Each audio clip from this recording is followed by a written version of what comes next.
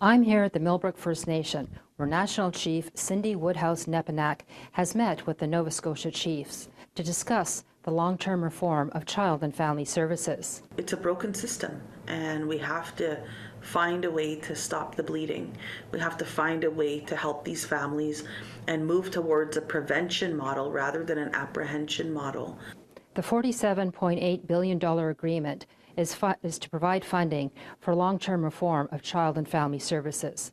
Generally, the Assembly of First Nations takes a 15% administration fee.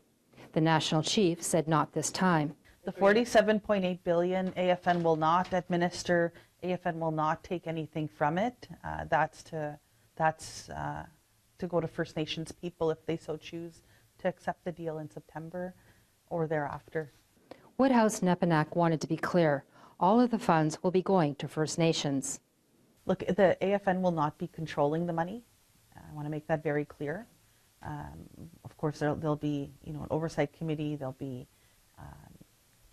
everybody will be working together on that. But I think that at the end of the day, send it to First Nations. A concern is a final agreement does not allow for outside inspection into the management of child and family services. Woodhouse Nepinak is confident that will not be an issue.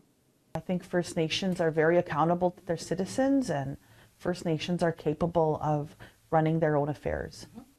One First Nation says the AFN does not represent them on the settlement. Saddle Lake First Nation in Alberta passed a resolution that the AFN should not be negotiating on their behalf. The National Chief says the AFN is following a mandate. Absolutely, we always respect First Nations, but of course we've been mandated by chiefs in assembly to get this resolution on the floor to make sure that there's a committed amount of money to First Nations people. Another topic of discussion is the federal government is capping the funds to search for unmarked graves. The National Chief says this is not reconciliation. That funding shouldn't be cut, and we need to, the minister heard it loud and clear. We were with survivors last week, and we had pressured the minister there. I know it was a tough meeting, and we're going to continue to have those tough meetings if this is the way that our survivors and the dark history of this country is going to be treated.